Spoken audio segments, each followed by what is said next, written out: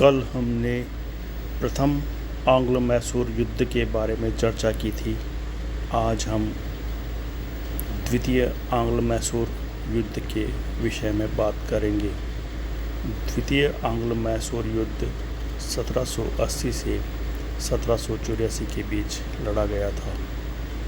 प्रथम आंग्ल मैसूर युद्ध की संधि नाम मात्र की थी।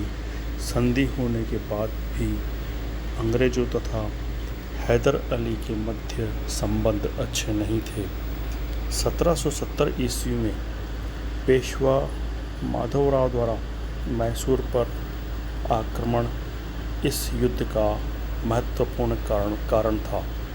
इस युद्ध में मराठे और हैदर अली दोनों ने अंग्रेज़ों से सहायता का आग्रह किया, लेकिन अंग्रेज़ तटस्थ बने रहे। इसके पीछे उनका तर्क था कि हैदर अली की सहायता करने पर मराठे रुष्ट होकर उनके प्रदेश कर्नाटक पर आक्रमण कर देंगे, और यदि वे मराठों की सहायता करते हैं तो भविष्य में मराठों के साथ हैदर अली समझौता कर उनके खिलाफ आक्रमण कर देगा। इस प्रकार अंग्रेज़ों ने मद्रास की संधि का उल्लंघन किया, जिससे हैदर अली नाराज़ हो गया। दूसरा कारण यह था कि हैदर अली ने मुरारी राव से गुंटी का प्रदेश छीन लिया था तथा फ्रांसीसियों को अपनी सेना में भर्ती किया एवं डचों से मित्रता करते हुए उनके प्रतिनिधि को अपने दरबार में रखा। तीसरा कारण 1778 ईस्वी में अंग्रेज़ों द्वारा पांडिचेरी पर अधिकार करना तथा माही पर आक्रमण करना था। माही इस समय हैदर अली के नियंत्रण में था और यहाँ से उसको सैनिक सामग्री प्राप्त होती थी। 1789 ईस्वी में माही पर अंग्रेज़ों के अधिकार ने दोनों के बीच संबंध बिगाड़ दिए। इधर हैदराबाद का निज़ाम मद्रास सरकार द्वारा उत्तरी सरकार से संबंधित खिराज रोक दिए जाने के कारण नाराज़ था। मद्रास सरकार की अदूरदर्शितापूर्ण नीति तथा निज़ाम और मैसूर के साथ अभद्रता निज़ाम और हैदर अली को पूना सरकार से मिलने के लिए बाध्य कर दिया। रघुनाथ राव समर्थन देने और सूरत की संधि के मराठे अंग्रेज़ों से युद्ध लड़ रहे थे। फलतः नाना फडणवीस के नेतृत्व में अंग्रेज़ों एक चतुर्दलीय संगठन का निर्माण अंग्रेज़ों के खिलाफ हुआ, जिसमें हैदर अली, निज़ाम, पूना सरकार और नागपुर के भोसले शामिल थे।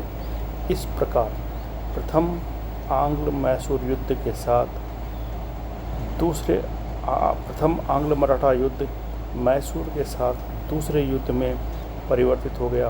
1780 में युद्ध छिड़ गया।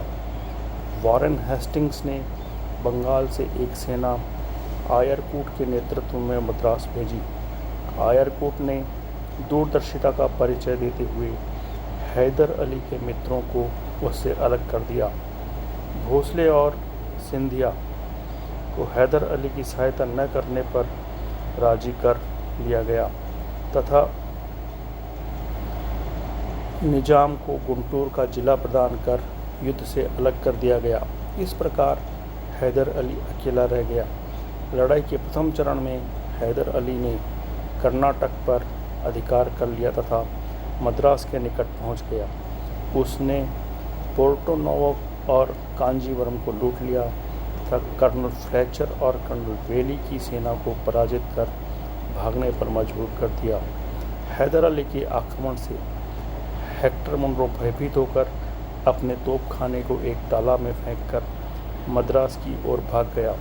सर आयरकूट की बंगाली सेना आने के बाद अंग्रेज़ों की स्थिति दक्षिण में सुदृढ़ होने लगी। उसने जुलाई 1781 में पोर्टो नोवा में हैदर अली का दृढ़ता के साथ मुकाबला किया तथा सितंबर में उसे हरा दिया। इसके बाद नागपट्टनम पर अंग्रेज़ों ने घेरा डाला तथा त्रिंकोमाली डचों से छीन लिया। हैदर अली ने सेना को पुनः संगठित किया। इस समय उसे एडमिरल सफरिन के नेतृत्व में फ्रांसीसी सेना के मद्रास पहुंचने से सहायता मिली। टीपू ने सफलतापूर्वक ब्रैथवेट को तंजौर में घेर लिया, लेकिन फ्रांसीसी सेना बुशी के आने का इंतजार कर रही थी, जो हैदर अली के मृत्यु के 4 महीने पश्चात आ सका। वर्षा प्रारंभ होने पर हैदर अली को अरकाट के अंदर ही रहना पड़ा। कैंसर से पीड़ित हैदर अली की 7 दिसंबर 1782 को मृत्यु हो गई। इस टीपू ने बेलोर पर अधिकार कर लिया, जिससे उसे मैंगलोर पर आक्रमण करने का प्रोत्साहन मिला। फुलार्टून ने टीपू के इस अभियान को असफल बना दिया। इस समय धीरे धीरे अंग्रेज आगे बढ़ते हुए मंगलौर से श्रीरंगपट्टम की ओर आने लगे। अब टीपू के पास लड़ाई बंद कर संधि के अतिरिक्त कोई विकल्प शेष नहीं था। अंग्रेज भी इस लंबे युद्ध से थक चुके थे। दोनों पक्ष शांति चाहते थे।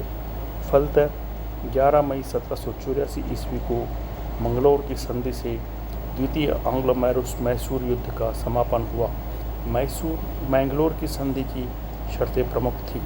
संधि की शर्तों के अनुसार यह तय किया गया कि दोनों पक्ष एक दूसरे के शत्रुओं की सीधे या परोक्ष रूप से मदद नहीं करेंगे तथा एक दूसरे के सहयोगियों के साथ युद्ध नहीं करेंगे। 1770 ईस्वी में हैदर अली द्वारा कंपनी को दी गई व्यापारिक सुविधाएं पूर्ववत कायम रहेंगी। दोनों पक्ष अम्बोरगुर एवं सतगुर महलों को छोड़कर बाकी क्षेत्रों पर पूर्ववत अधिकार के लिए राजी हुए और टीपू भविष्य में कर्नाटक पर दावा नहीं करने के लिए तैयार हुआ। इसके अतिरिक्त 1680 युद्धबंदियों को छोड़ने के लिए तथा कंपनी को कालीकट में जो कारखाने तथा अधिकार 1789 ईस्वी में प्राप्त हुए थे उसे वापस देने के लिए राजी हुआ। इस प्रकार द्वितीय आंग्लो मैसूर युद्ध का पटाक्षेप हुआ।